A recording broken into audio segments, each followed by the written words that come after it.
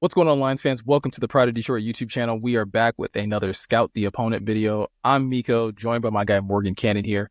And this is the channel where if you're looking for any type of Detroit Lions news, updates, analysis, you can find all of that here on the POD YouTube channel. If you are new to this channel, this is your first time ever being here, but you're liking what you're seeing, or if you've seen some of our videos in the past, be sure to hit that subscribe button, hit that notification bell. Both of those things help you find our content easier, and it also helps out our channel a lot. But Morgan, this week we are back with our Scout the Opponent series. We are looking ahead to the Green Bay Packers, who the Lions play this week at 4 p.m. or 4:25. So it's America's game of the week.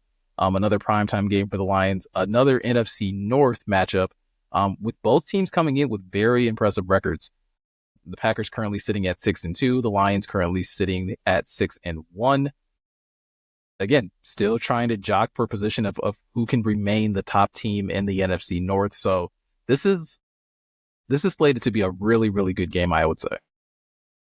Yeah, I'm excited. I can't lie. Like, I know we all hate the Packers. If you're watching this as a Packers fan, it's mostly love for those of the cool ones. There's some not cool ones, I was gonna say, like, it's a different kind of love. Like, there's more love, I think, that goes towards Packers fans in comparison to like Bears and, as of lately, Vikings fans. Definitely the Vikings right now. They're on my what list. But yeah, I hope it's a good clean game. It's good. I hope it's a good game because there's going to be a lot of talk about it this week. Like, if you turn on any of the talking head TV shows, I feel like for like ESPN or NFL Network or whatever, like, you're going to hear a lot about this game because it's, no matter what metric you're looking at, DVOA, EPA, just like some of the more traditional metrics, like this is a heavyweight bout, man. Like, I'm excited. Mm-hmm. So, and it's two young programs. That's what's cool. Like, the NFL, cool and not cool. The NFC North's got some really good young teams, and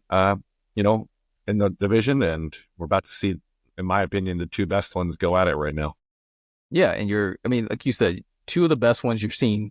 Two really high-powered offenses, kind of squaring off. I think the Packers have about like a top 10, top 5 offense, have about a middle-of-the-pack defense. So this is, again, like you're saying, this should be slated for a very, very good matchup, both on paper and when you start to kind of break down these rosters. There's definitely some injuries on both sides, so both teams are going to be missing some key plate pieces. Obviously, we know about the Lions missing Aiden Hutchinson. We at least don't know currently what the status of Jordan Love is going to be this week, and so that could obviously change things a little bit. Obviously, the Packers did win 2 games without him, with having Malik Willis lead the charge. So I think that's in large part, Morgan, to them having a number of weapons outside of just like having a good quarterback, right? Like, Jordan Love kind of really put a lot of questions about him to bed last season. Had a little bit of a rocky start in the beginning of the season, but as the season progressed, he really started to come into his own. This year, it hasn't needed to be all him. They went out and they got Josh Jacobs. They continue to, their young receiving core is continuing to mature. When you look at Christian Watson, Romeo Doubs, and who I think is their, best wide receiver personally in Jaden Reed. On top of that, you have their tight end Kraft, who's also been having a really, really good season. Tucker Kraft, that's been having a really good season. So, and then you also throw in the mix, Dontavian Wicks as well, who's also had some good games as well for them. So when you look at them offensively, which is what we're primarily going to do in this film study today, like, they are stacked from top to bottom. Yeah, they really are. They're good, like, especially on offense. They got a bunch of weapons, an arsenal, if you will, and they have a lot of pieces to worry about. We're going to get into them. Just to set the table a little bit, are a good overall team defense. If you're looking at EPA per play, they're checking in at 6 overall.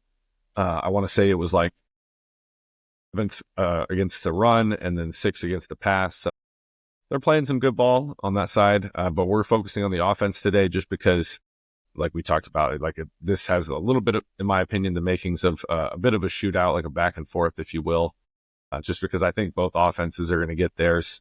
And to set the table a little more, we are looking at a bit of both today because the Lions are tasked with kind of preparing for both the Jordan Love offense and the Malik Willis offense, because they are going to operate differently. Matt LaFleur is that good of a coach where he can pivot and maneuver and do what he needs to do, depending on the week, to get his team a win. He did not practice today, right, Miko? Yeah, that's correct. Yeah, so did not practice today. We'll see what develops. We're recording this Wednesday night. but we'll see what happens from here. And I'm excited to get into it because if they weren't the Packers, their offense is fun to watch. Yeah, I was gonna say, like, if that's the thing, like, I honestly do love a number of their skill players. I love Josh Jacobs, right? Like, I feel like a lot of people don't give Josh Jacobs his flowers because he played so many years with the Raiders and they didn't really accomplish a whole lot. But we're going to get to him later in this film study. We're going to kick this one off, though, starting off with Jordan Love and specifically his connection with Romeo Doubs. And Romeo Doubs obviously made some news earlier in the season with, obviously skipping out on a couple practices. He gets suspended. But since then, and since he's been back in the fold, he's back to making plays. And it's little things like this, Morgan, that I think the Lions really have to worry about and contend with. When I say little things, I mean little things in terms of just getting pressure on the quarterback. Because I think if you allow Jordan Love just to sit in the pocket and give him time to survey the field, he's going to find his guys and he's going to hit them for big plays. Yeah, and I give Love his credit. He can make any throw, off platform, falling away. The arm talent's crazy. But this year he has had some very questionable decisions. So in that regard, like to your point, like I do think he is a little susceptible to turning the ball over, especially if you put, you heat him up a little bit. So I expect Aaron Glenn to be aggressive, but in, certain situations and limit it to certain down and distances because you don't want to get over aggressive because of stuff like this. So it's just a good route from Doubs, works inside to create leverage and just, separates. He's averaging, it's like 14.8 yards per catch. He's got 26 on the year on 40 targets for 384 yards. So being really productive. I was a little concerned. Well, not concerned. I was like, okay, could he get traded out of the division? Because that'd be nice. Yeah. Doubs is a really talented player, one of many on this Packers offense. But I also want to shout out Zach Tom at right tackle, number 50. He's played well from what I've seen with, when I've turned on Green Bay's tape or, even watched them live. So I think he's part of the reason that whoever's back there is finding success at quarterback, whether it's Love or Willis. Yeah, absolutely. And I think when you have a good offensive line that's obviously, again, giving your quarterback time to survey the field, and then you have talented receivers and an aggressive head coach / offensive coordinator that's like calling plays like this, this is the type of combination that, again, could pose some challenges for the Lions because we talked about this in our recap of the Titans game. Like the Lions are still struggling and they're still trying to find ways of adding additional pressure to opposing quarterbacks, right? We saw it with Sam Darnold. We saw it at least in that first half with Mason Rudolph, where like they are completing a high percentage of their passes. And most of that is because they don't have to worry about an aggressive pass rusher. They don't have to worry about an Aiden Hutchinson. So if you're Aaron Glenn and you're watching this offense, like I'm sure you're probably like trying to tinker and find ways of like, okay, how can we get, whether it's Jordan Love or Malik Willis, like how can we get them to speed up their internal clock? Yeah, you want to heat them up. You don't want them just, hitting their back foot and being able to spin it, right? Because they have enough weapons to where if you are giving guys, 5-6 seconds to uncover, that's asking a lot of your secondary, even though I do think despite some big games by receivers, the Lions secondary has been pretty sticky this year. So I do think this year they're much more up to the task to running around with these guys, personnel-wise, than they were in years past. So that's one thing to watch. Yeah. And so going back to what I was saying about, again, how Aaron Glenn probably needs to be a little more aggressive. We saw that last week with the Jags. Like they tried to get a little more aggressive, tried to be a little more creative with some of their blitz packages. But I think you have to do a better job of A, Morgan, disguising stuff like this, and B, like being like effective with them, right? Like in this play we see here, Jacksonville comes with a nickel blitz. The nickel is so far away though from this play, Morgan. Like I don't think he ever had a chance of really impacting this throw. And with him blitzing like this, you now open up the middle of the field. The safety doesn't have a chance to be able to come down to cover Romeo Doubs in the slot. And this is as easy as it gets when it comes down to pitch and catch. Yeah, and I give, watch Tom again when we flip to this view. So it's a good route by Doubs, and it's good recognition from Love, knowing where, he needs to get the ball with the extra pressure coming. But watch Tom. He sees it the whole way, gets the chip, boom, comes over and picks off the nickel that's blitzing there from the slot. And it's easy pickings, right? Especially, that's tough, right? Asking someone to blitz from that depth, that's a long way to run. So you're banking on your guys being able to cover. And we didn't see that here, right? Like it got picked up. This is what happens too. Like when you send extra rushers, I know people are like, oh, get more aggressive with blitzing. If you don't get home when you send 6, 7, 8 people, you're asking for trouble, because if it gets picked up, that's when people can uncover way down the field and you can have a house call, and that's what we don't want, right? I think you need to make this Packers offense earn it, because as I mentioned earlier, Love has been a little bit turnover prone, man. He's got 9 interceptions on the year. So that's not an insignificant amount. I'd like to add a few more to that total this Sunday, huh? Yeah, because he'll still try to make some of those tight window throws. And I understand why he does, right? You have a Christian Watson, you have a Romeo Doubs who are great hand catchers. They're great at separating in a lot of situations. So I get why you would want to give them an opportunity to make a play. But yeah, like that sometimes results in him throwing in very tight coverage where there's clearly a corner in the hip pocket. And that's resulted in those 9 turnovers. Moving to the next play that we got here, Morgan. So we talked about Romeo Doubs. We talked about, again, Jordan Love just, again, being patient, being able to work his way through his progressions, and as well as how this offensive line protects. Something that I think this Packers offense has more production from this year than probably in the past few years is their tight end position. And Tucker Kraft, to me, is having a great season. And it's almost very much like Sam Laporta last year, where like you have to be very mindful with where he's lining up and how when he's out running routes, because he will slip past your coverage and make big plays like this.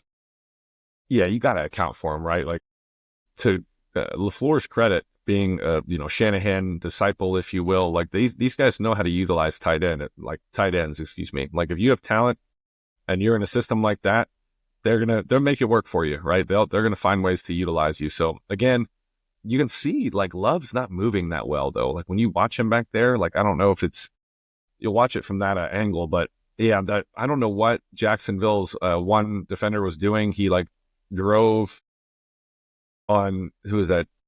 13. I believe that's Is that Dobbs. Wicks? Yeah, that's Wicks. Yep. 13 is Dontavian Wicks. I thought so. And for whatever reason, and then Kraft just slipped behind him, and Love said, "Don't mind if I do." But yeah, watch Love here as he rolls to his right. It's an impressive throw still, because he's a freaky thrower. But like, you kind of see how he like landed there, and like, yeah, I don't know. Some of that looks funny. And I wonder why they're pushing it so hard when you seem to have a capable backup in Malik Willis. You know what I mean? So it's funny that you bring that up, because when I was watching tape on this game, I don't know if it was that throw or another throw that he has where like he makes it and he's not touched, right? But however he torqued his hip when he makes the throw, like he kind of like winces a little bit, and I think it's maybe like 3 or 4 plays later, he does actually get hit, and then he ends up coming out of the game. Like, I wonder, like, to your point of you pointing that out, if he might have tweaked something early in the game just with a throw like that, where it's like, oh, okay, like that didn't feel great. But again, these are football players. They're tough. They continue to like push through pain and things like that. I wonder if he just maybe pushed it a little too much and eventually got to a point where, he takes a hit or he makes another more difficult throw, and it actually, like, I think it's a strained groin or something, or a sprained groin, something like that he's dealing with.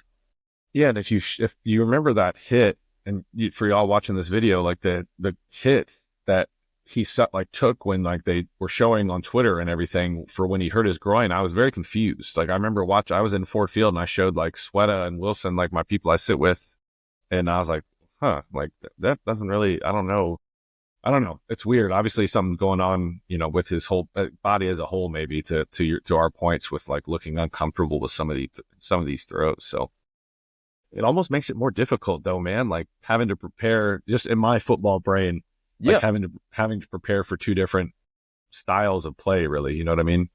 No, 100%. And I mean, like I said, we're going to get to it a little bit later, and we're going to look at some of the plays that Malik Willis made in this game against the Jaguars, but it's very different in, at least I think, how they survey the field, right? Like, one, I think with Jordan Love, it's almost very similar to Jared Goff, where it's like, it's timing. It's like, hey, I want the ball out of my hands within a certain amount of time. Whereas Malik Willis will hang back in the pocket a little bit. He'll let stuff develop, and if things aren't developing the way he wants it to, he'll take off and run. But before we get to that, I mean, so Dobbs, Kraft, the one that like that's probably been a little bit on the more disappointing side so far to this season, it's probably been Christian Watson. And it's with Christian Watson, it's usually like the same things, right, Morgan? It's usually how healthy is he at any given time. But when he is healthy, he's typically seen as their deep threat, right? Whether he's the guy that you're always trying to be mindful of and making sure that you have a safety over the top because he has that long speed.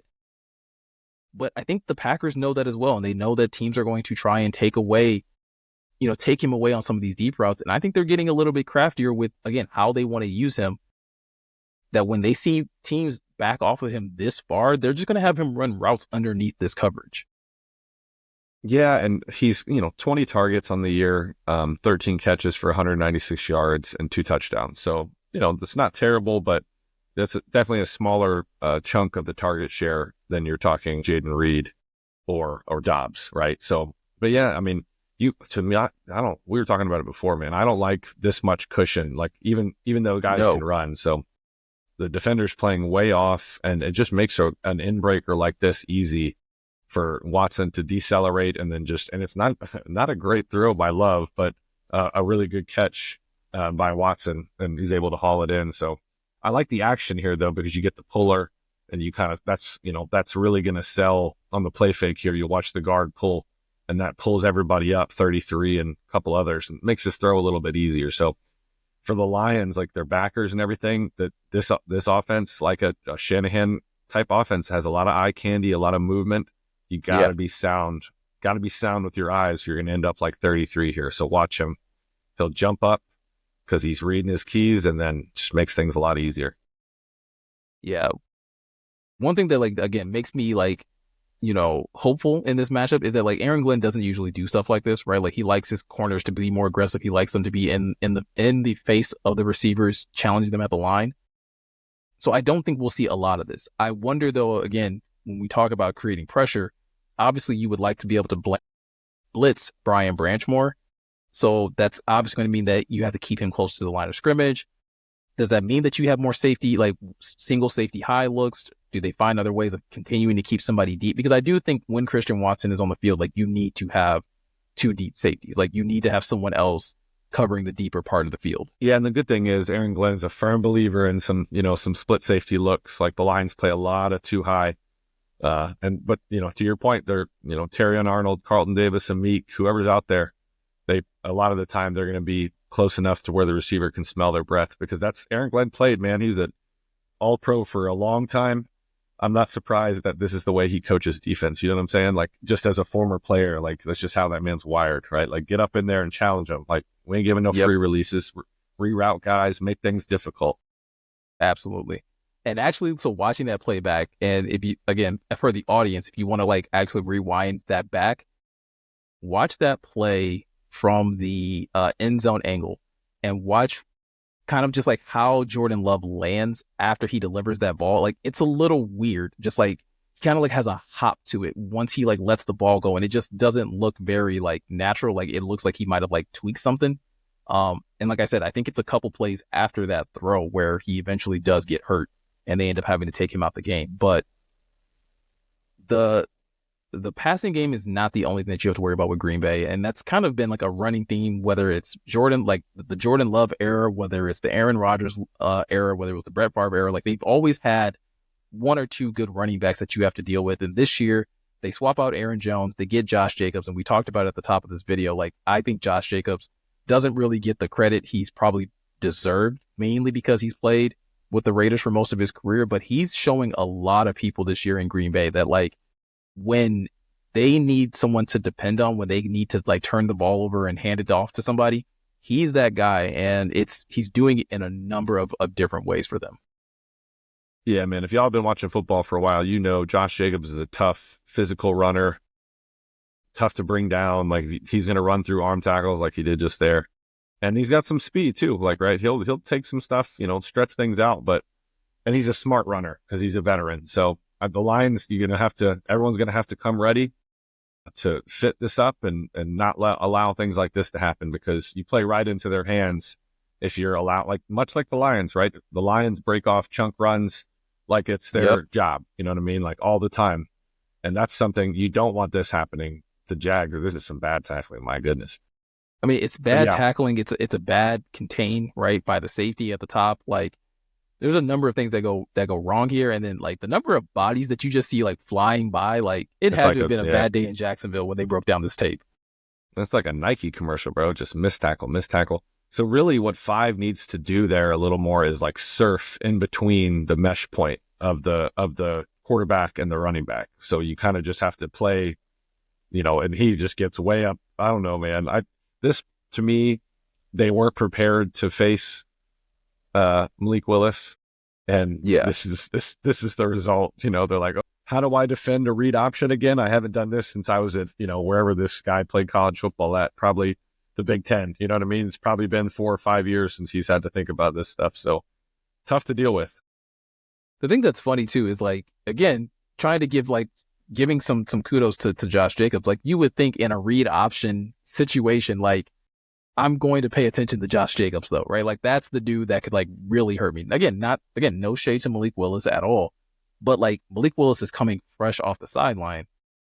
Josh Jacobs is the veteran running back that you just were talking about that has all of this ability, that has a proven track record. Like the mindset should be like, oh, we're going to try and stop him first. And if Malik Willis gets around you and picks up 5-6 yards on a read option, like, all right, fine, we'll take that. But like, you can't have Josh Jacobs giving a 30+ yard house call to you.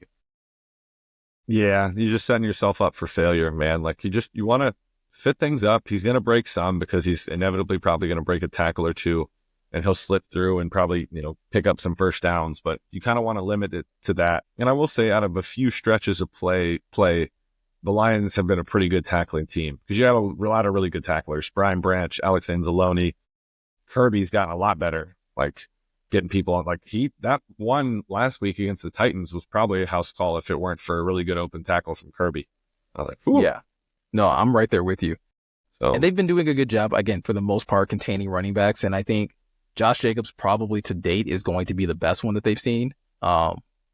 Aaron Jones is obviously really good too, but like Kenneth Walker though, that man is different. Yeah. K9 is different. So I'm giving him all the flowers. Good God. But yeah, Jacobs is good, like 4.6 yards an attempt right now. Playing well. 667 yards on 145 attempts. So they're feeding him the rock. He's definitely their featured back. It's not like the Lions with Jameer and Monty. The Emmanuel Wilson, 31, is their next highest back with 51 carries.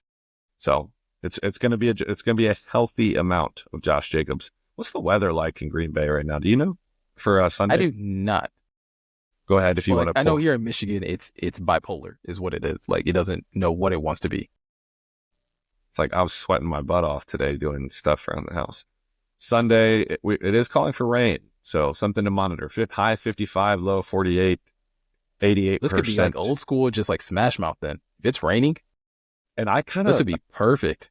That almost plays more into the Lions' favor, in my opinion, just because like the Packers' offensive line has played well. I don't want to, I'm not trying to poo-poo on that. I just talked about Zach Tom on a few clips there, but yeah, they're not exactly doing what the Lions' offensive line is doing. Like, Penei Sewell just displacing Pro Bowl Jeffrey Simmons 8 yards, and they're just bullying people, man. So if it is a slop fest, I don't know. That's probably going to go in favor of the Lions.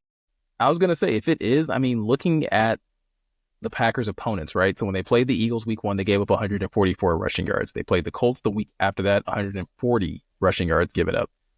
The Vikings, 120. The Rams, 134. The Texans, 142. Like, they've been getting gashed. Yeah, that would be a little concerning if I were Green Bay, because that's, in my opinion, that's when everything.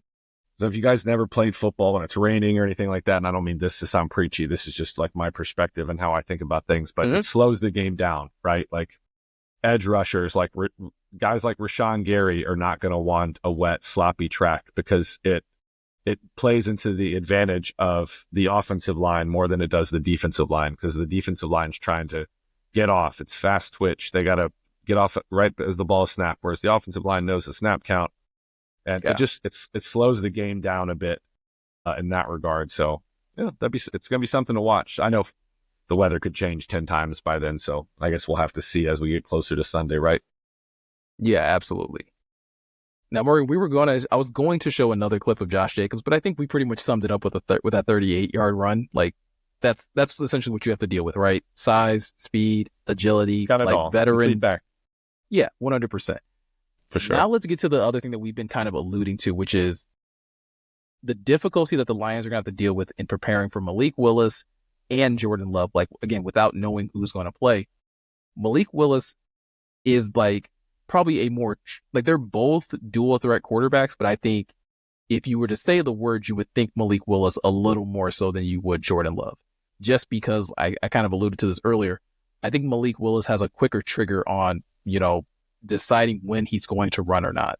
And listen, we know Aaron Glenn likes to play man coverage. We know that, he likes for his corners to be sticky like that. If you end up giving Malik Willis this type of like open lane where like no one really has eyes on him, it kind of turns into some of the things that we were worried about when the Lions were going to play the Cardinals, right?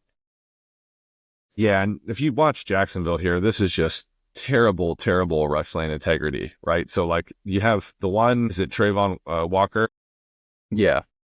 Like, just doesn't break down. Willis just runs around him. But when we flip back to the other view, watch the top of your screen and watch the other rushers. They're just up there standing almost with their hands on their hips because they think they're out of the play.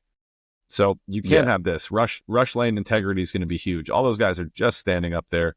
Willis is easily able to split the seam, slides. That's terrible. We can't have that at all. So I'm sure Terrell Williams will be talking about that a lot this week, whether it's Jordan Love or if it's Willis, you got to have rush lane integrity. And I will say they've been good about that this year too, for the most part. And it's a good way. That's really how they rush the passer, especially with no Aiden.